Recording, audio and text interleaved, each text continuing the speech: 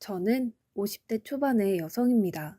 늘 힘들기만 했던 제 인생에 5년 전 기적이 찾아왔던 이야기를 해보려고 해요. 저는 보육원에서 자라 늘 가족이 있는 사람들을 부러워했어요. 그래서 꼭 좋은 사람을 만나서 가정을 이루는 게 꿈이었어요. 고등학교를 졸업하고 보육원을 나오면서 어느 작은 회사에 취직을 하게 됐어요.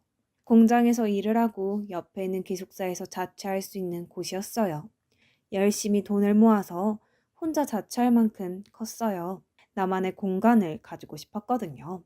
그렇게 돈을 모으는데 열중했던 어느 날 남편을 만나게 되었어요. 사무직이었던 남편이 공장에 샘플을 전달하러 왔다가 저와 만나게 된 건데요. 저는 그때 공장 사무실에서 격리를 하고 있었어요. 남편은 제가 마음에 들었는지 처음 만났을 때부터 친근하게 말을 걸었고 그런 남편이 좋았습니다. 친절하고 따뜻하게 대하는 사람이 별로 없었으니까요. 처음 받아보는 친절에 마음을 뺏겼던 것 같아요. 남편과 6개월 정도 사귀다가 결혼을 했습니다. 어릴 때부터 꿈꿔왔던 가족이 생긴다는 것에 너무 마음이 벅차서 결혼식 내내 울었던 기억이 나네요. 남편은 그런 저를 보면서 결혼식 날 신부가 그렇게 울면 이혼한다는데 라면서 놀리는 바람에 더 울었었네요. 시어머니는 말이 없었고 묵뚝뚝해 보이셨지만 고아인 저를 받아주신 것만으로도 감사해서 처음 뵈었던 날 큰절까지 올렸습니다. 그리고 누구보다 잘 살겠다고 약속했어요. 결혼 후 몇 년간은 별일 없이 잘 지냈어요. 두 아이가 태어났고 저는 애들을 키우랴 남편 뒷바라지하랴 매일 정신이 없어서 하루가 어떻게 가는지도 모르고 지냈어요. 그때 시어머니 댁에 반찬과 김장김치도 제가 다 했는데 지금 생각하면 그 많은 일을 어떻게 다 했나 엄두가 나지 않네요. 그런데 남편이 조금씩 변해갔어요. 원래 성품이 나았다고 하는 게 더 맞을 것 같아요. 언젠가부터 남편은 월급을 제대로 가져다 주지 않았는데 알고 보니 시어머니가 월급을 달라고 했다는 거였어요. 어머님이 당신의 월급을 달라고 하셨다 그래도 우리가 쓸 것은 남기고 드려야지. 그렇게 다 가져다 드리면 애들은 어떻게 키우고 우리 생활비는 어쩌고. 지금 당장 내일 장볼 돈도 없는데 미리 말을 해주던가 라고 말하자 남편은 버럭 화를 냈어요. 아니, 그동안 내가 가져다 준 돈 다 어쩌고 내일 장볼 돈도 없다고 그래? 그렇게 돈을 물 쓰듯 낭비하니까 엄마가 돈을 달라고 하셨지. 당신 진짜 어쩌려고 돈 관리를 그따위로 하는 거야? 저는 너무 황당하고 어이가 없어서 말했어요. 당신이 가져다 준 돈이 얼마나 된다고 그렇게 말해? 우리 생활비하고 적금 넣고 하면 빠듯해서 남는 것도 없어. 그건 당신이 제일 잘 알잖아. 그리고 내가 무슨 낭비를 해? 낭비할 돈도 없지만 난 몇 년째 옷도 하나도 안 사 입었어.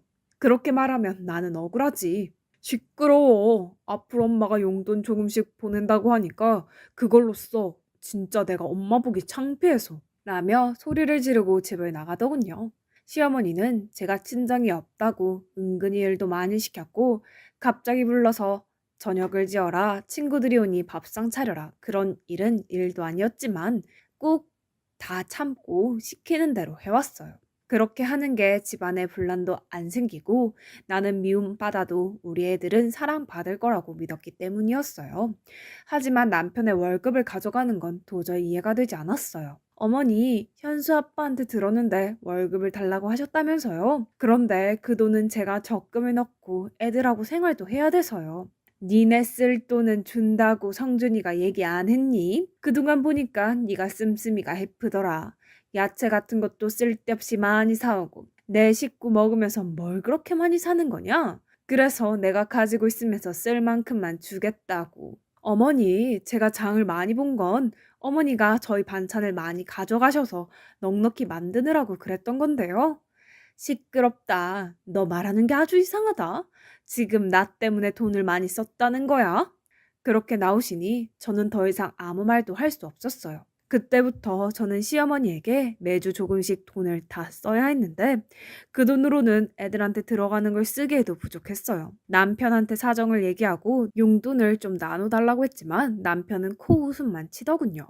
내가 나가서 사람들 만날 때 돈 없어서 쩔쩔 매야겠어?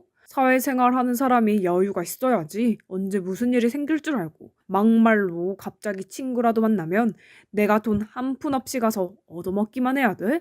다른 집 마누라들은 남편 자존심 세워준다는데 보고 자란 게 없어서 그런가? 은근히 제가 구하라는 걸 비아냥거리더군요. 저는 너무 억울했지만 더 이상 아무 말도 하지 않았어요. 제 말이 통하지 않는다는 걸 몇 번의 경험을 통해서 알았으니까요. 저는 제가 할 수 있는 일들을 찾기 시작했고, 집에서 할 수 있는 인형 눈 붙이기부터 밤 까는 일들을 했습니다. 손도 많이 가고 힘이 드는 거에 비해서 돈은 조금이었지만 그나마 집에서 애들을 보면서 할 수 있는 일이었어요. 사정이 이런데도 시어머니는 주는 돈을 더 줄이더군요. 요새 돈 좀 번다며? 그럼 더 안 줘도 되지? 라면서 조금씩 줄이더니 어느 날부터인가는 한 푼도 보내지 않았어요. 어머니, 이번 주는 돈 언제 보내주세요? 원래 어제 주셔야 했는데. 네가 버는 돈으로 충분히 쓰고 살겠더만. 굳이 내 아들이 번 걸 그렇게 가져다 쓰려고 드니? 너도 좀 염치가 있어 봐라. 다른 집 며느리들은 직장도 좋은 데 다녀서 집에 도우미 두고 시댁에도 돈 펑펑 쓴다는데 너는 어째 타갈 생각만 하니? 내가 무슨 번듯한 사돈집이 있어서 어디다 자랑을 할 수 있기를 하나? 그렇다고 며느리가 직업이 빵빵해서 덕을 볼 수 있기를 하나? 아이고 내 팔자야. 저 드드라는 듯이 신세 한탄을 하시더군요. 저는 그래서 어머니한테 돈 받는 걸 포기했어요. 그리고 애들은 어린이집에 맡기고 다닐 수 있는 일을 찾았고 보험 설계사 일을 시작하게 되었습니다. 남편은 점점 집에도 잘 안 들어왔고 늦게 들어오는 날은 술에 취해 있을 때가 많았어요. 알고 보니 남편은 원래 도박에 빠져 있었더라고요. 그래서 한번 결혼을 했다가 한 달도 안 돼서 파혼을 했었다더군요. 나중에 공장에서 같이 일하던 아줌마를 통해서 듣게 되었어요. 하지만 저에게는 이미 남편 사이에 아들도 있었고 결혼 생활은 돌이킬 수 없는 노릇이었어요. 가족 없이 자란 저는 아이들도 그렇게 키우기 싫었어요. 그래서 그저 나만 참으면 된다는 마음으로 보험 일을 하면서 악착같이 아들을 키웠어요. 다행히 아이들은 제 말이라면 자다가도 깨서 들을 만큼 착하게 잘 자라서 초등학교에서 공부도 곧잘 했어요. 그러던 어느 날 정말 저한테는 서러운 일이 터지고 말았습니다. 저와 큰아들 현수가 생일이 같아서 둘의 생일 기념으로 잡채를 만들고 아이들이 좋아하는 치킨을 만들어주려고 양념을 다 묻혀서 냉장고에 넣어뒀는데 저녁에 집에 오니 아무것도 없는 게 아니겠어요? 딸아이 말로는 할머니가 와서 가져갔다는데 정말 기도 안 차더군요. 세상에 어느 할머니가 손주 생일날 선물은 못 줄 망정 생일 파티 음식을 가져가나요? 저는 우라통이 터져서 그 길로 시댁으로 쫓아갔어요. 어머니, 오늘 냉장고에 넣어둔 거요. 저랑 현수 생일이라서 만들어 놓은 거예요. 그걸 그냥 가져가시면 어떻게 해요? 그리고 제 생일은 그렇다고 쳐도 어떻게 현수 생일인데 이러실 수가 있어요? 손자 생일인데요. 기억은 하셨어요? 이게 진짜 못 배워 먹어서. 야, 네가 지금 시어머니한테 하는 태도 이게 뭐냐? 뭐 생일? 그래, 너 말 잘했다. 너는 내 생일이라고 언제 뭐 그렇게 특별하게 해준 적이 있니? 너는 내가 네 아들 생일 기억 못한 것만 서운해? 네가 그렇게 손자 생일이 어쩌고 하니 이왕 말 나온 김에 나도 하자. 나는 어쩌다가 천한 고한 며느리를 들이게 돼서 아주 어디 가서 쪽팔려서 말도 못 꺼내고 살았다. 그렇게 사람 창피 주고 네가 맨몸으로 와서 자식까지 낳고 살았으면 시어머니한테 고마워서 뭐 하나라도 더 해주려고 해야지. 인간 아니야? 네가 성준이가 아니었으면 너는 아직 시집도 못 가고 공장에 더 있었어. 네 인생 피게 해줬으면 매일 감사하다고 해도 부족한 일 아니니? 처음에 만났을 때는 큰절을 하고 부산을 떨더니 내가 돈 좀 관리하고 집에 저녁 반찬거리 좀 가져왔다고 이렇게 쫓아와서 사람을 못 살게 굴고 시건방을 떨어?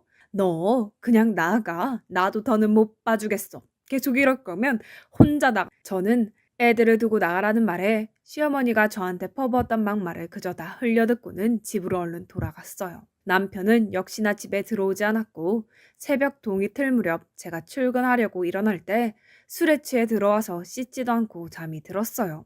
정말 모든 걸 놔버리고 도망가 버릴까 하는 생각이 굴뚝 같았어요. 하지만 애들한테 부모 없는 삶을 물려주고 싶지 않아서 참았습니다. 그러던 어느 날 저는 보험 계약을 하는 분과 이야기를 하다가 경찰에 가족 찾기라는 프로그램이 있어서 거기에 DNA를 등록하면 가족을 찾아준다는 말을 듣고는 경찰서를 찾아가서 DNA를 등록하게 되었어요. 혹시라도 제 가족 중에 누군가가 있을지 모른다는 희망을 가지고 말입니다. 그만큼 시어머니와 남편이 제게 주는 서름은 너무나 컸습니다. 하지만 시간이 지나도 연락은 오지 않았고 저도 처음에는 궁금해서 몇 번 경찰서도 찾아가 보고 연락도 해봤지만 아무 성과가 없자 그냥 포기를 하고 살게 되더군요. 그리고 반년 후 남편은 회사에서 정리해고를 당했어요. 전화로 딸에게 아빠가 정리해고됐다며 집에 있는다는 이야기를 듣고 서둘러서 들어가 보니 시어머니가 계시더군요. 저는 얼른 애들을 학원에 보냈어요.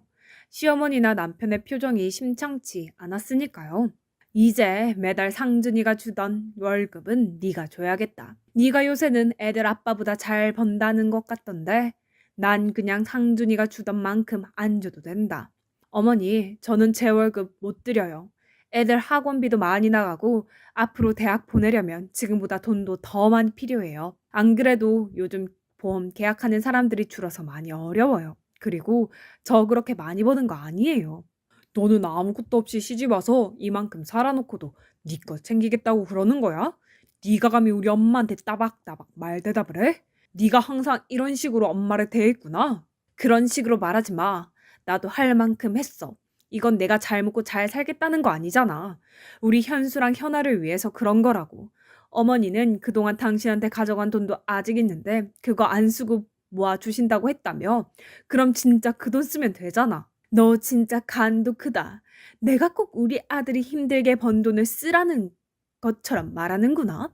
내 아들 돈이 그렇게 우습니? 그 돈을 막 쓰겠다고 하는 거야? 당신 이제 됐고 큰 소리 마. 그럼 엄마는 현수 생각은 안 한다는 거야? 둘은 앞뒤가 안 맞는 말을 하면서 저를 잡아먹을 것처럼 굴었어요. 그래도 저는 물어날 수 없었어요. 제가 버는 건 분명히 한계가 있는데 시어머니가 돈을 달라는 대로 그렇게 줬다가는 언제 또 낭패를 당할지 모를 일이었어요. 남편은 제가 계속 돈을 안 넣을 것 같자 이제는 자기 용돈만이라도 달라더군요. 그건 어머니가 전에 당신 돈 가져가신 거에서 주셔야 될 것 같은데 당신 돈 우리한테 쓰는 건 아까워도 당신이 쓰는 거니까 주실 거야. 아니 진짜 이 여자가 왜 자꾸 내 돈을 꺼내 쓰라고 난리야. 남편은 길길이 날뛰었고 그 뒤로 집에서 자주 행패를 부리고 돈 내놓으라고 소리를 질렀어요. 저는 아이들이 남편 때문에 피해보는 것이 싫어서 몰래 밖에서 만나서 돈을 주며 학원으로 바로 보내고는 했습니다. 아이들은 저에게 저런 사람은 아빠도 아니고 할머니도 아니라면서 남보다 더하다고 이혼하고 편하게 혼자 살으라고 했습니다. 이제 겨우 중학교 2학년인 딸아이가 하는 말에 가슴이 찢어질 것 같았어요. 그래도 저는 저런 아빠라도 애들한테 있는 게 낫다고 생각했어요. 그래야 나중에 애들이 지금 제가 겪는 서름을 겪지 않을 테니까요. 그렇게 몇 달이 지났는데 하루는 녹초가 돼서 집에 들어가려고 하니 문이 열리지 않는 거예요. 현관 비밀번호를 몇 번이고 다시 눌러서 경고음이 울렸지만 문이 열리지 않았어요. 당신 안에 없어? 왜 문이 안 열리지? 여보! 남편은 전화도 받지 않더군요. 그러다가 저희 집에 시어머니가 오시길래 문이 안 열려서 사람을 불러야 할 것 같다고 말했습니다. 그랬는데 시어머니는 문을 열고 들어가 버리더니 잠가 버리더군요. 네가 돈을 못 주겠다면 우리도 가만히 있을 수 없다. 우리 집에 하나도 도움이 안 되는 며느리는 이제 필요가 없다고 나가. 여보, 어머님 말씀이 진짜야? 맞아? 계속 문을 두드리자 남편은 나와서 저에게 삿대질을 하면서 다 필요 없다는 말 못 들었어? 나가라고. 학원에서 밤늦게 온 아이들은 이 사실을 알고 울고불고 난리가 났지만 시어머니는 오히려 니들이 그러면 엄마만 더 힘들게 될 줄 알아. 현수 너 함부로 엄마 찾겠다고 나서면 가만 안 둘 거야. 라면서 애들한테 겁을 줬다고 하더군요. 저는 결국 혼자서 잠만 잘 수 있는 원룸을 구했고 더 악착같이 돈을 모아야겠다는 생각에 야식업체에서 설거지까지 했어요. 가끔 애들을 보러 가는 날이면 눈물바다가 됐어요. 애들은 자꾸 저와 살겠다고 했지만 아직은 그럴 형편이 아니었어요. 저는 그저 애들에게 조금만 더 참으라고 말할 수밖에 없었어요. 그러던 어느 날 저는 뜻밖의 전화를 받았습니다. 가족 찾기에 등록한 DNA와 일치하는 사람들이 나타났다는 거였어요. 너무 믿기지 않아서 경찰서로 쫓아가니 지난주에 어떤 할아버지가 어렸을 때 잃어버린 딸을 찾고 싶다고 오셨는데 DNA 검사 결과 가족인 것으로 밝혀졌다고 말해주는데 저는 입이 다물어지지 않았어요. 저는 그날 제 가족이라는 분들과 만났습니다. 진짜 제가 맞아요? 거짓말 아니죠? 제 가족 맞죠? 정말이죠? 제가 몇 번이고 얘기를 하자 그분들은 저를 껴안으며 펑펑 우셨어요. 알고 보니 제가 3살이 되던 해 할머니가 어떤 무당한테 제가 집에 있으면 가세가 기운다는 말을 듣고 가족들 몰래 저를 보육원에 버리셨다는 거예요. 할머니는 저를 잃어버렸다고 거짓말하셨다가 돌아가시기 직전에 사실대로 말씀하셨다고 하네요. 그러다가 제 어머니가 중병에 걸려서 돌아가시기 전 저를 꼭 보고 싶다고 하셔서 혹시나 하는 마음에 저를 찾게 되었다고요. 저만큼이나 가족들도 힘든 생활을 보냈구나 생각하니 눈물이 앞을 가렸어요. 그리고 제 이름은 이유미가 아닌 박혜선이라는 것도 알게 되었습니다. 저는 가족들에게 이끌려 어머니를 보러 병원으로 갔어요. 엄마, 혜선이요. 엄마가 그렇게 보고 싶어하는 혜선이 왔어요. 오빠가 하는 말에 주무시고 계시던 엄마는 눈을 뜨시고 앙상한 손을 뻗어 제 손을 잡으셨어요. 엄마, 엄마. 저는 다른 말이 나오지 않아서 그저 엄마라고만 하면서 울었습니다. 어머니는 병원에서 제 손을 잡아보시고는 며칠 뒤에 세상을 떠나셨습니다. 만나자마자 이별한 어머니지만 저는 어머니를 만난 게 너무 감사하기만 했어요. 아버지는 대기업에서 임원으로 계시다가 은퇴하셨고 오빠 부부는 대학 교수이고 남동생은 치과 의사였어요. 갑자기 생긴 제 가족들은 다들 너무 근사해서 기가 죽더군요. 혜선아, 너를 부끄럽게 생각하면 안 된다. 넌 네가 있던 환경에서 최선을 다해서 살았고 그래서 우리를 다시 만났잖아. 나는 우리 딸이 너무 자랑스럽다.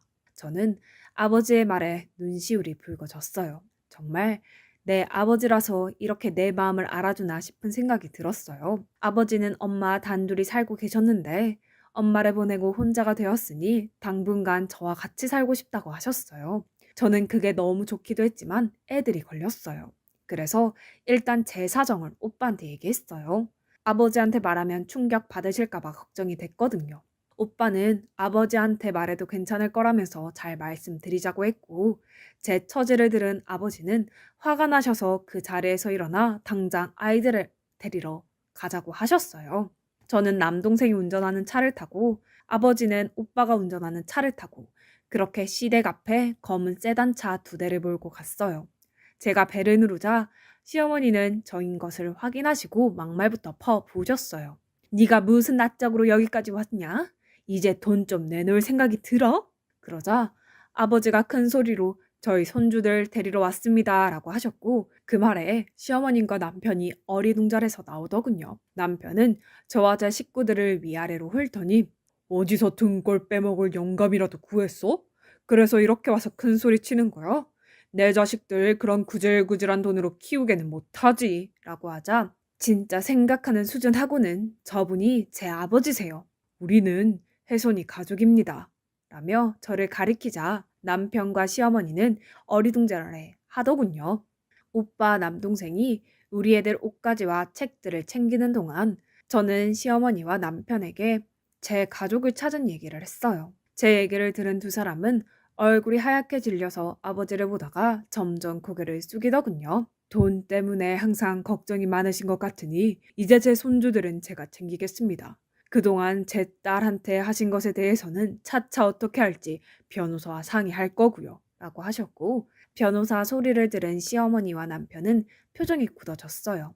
오빠 남동생이 애들 짐을 다 챙겨서 나오자 시어머니는 다급하게 저를 붙잡고 아가 우리 얘기 좀 하자. 그래도 너 갈 곳 없을 때 우리가 받아줘서 여태까지 잘 왔잖니. 사돈께 말씀 좀 잘 드리고 하는데 오빠가 시어머니의 손을 탁 치면서 남의 동생 함부로 잡지 마시죠. 그리고 받아줘요. 어디서 그런 말씀을 하시죠? 제 동생이 결혼을 했지 이 집에 일하러 들어온 일꾼입니까? 사람이 힘없다고 막대하고 그러는 거 아닙니다. 라면서 차갑게 말했어요. 시어머니는 쩔쩔매기 시작했습니다. 아가, 내가 정말 큰 실수를 했다. 정말 미안하다.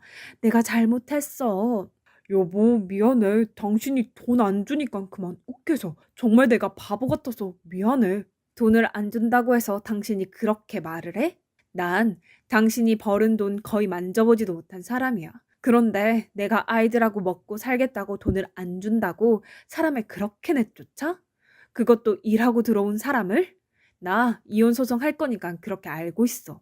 저는 애들을 데리러 학교로 갔고 갑자기 외할아버지와 외삼촌이 생긴 아이들은 어안이 벙벙했지만 곧 너무 기뻐하며 좋아해줬어요.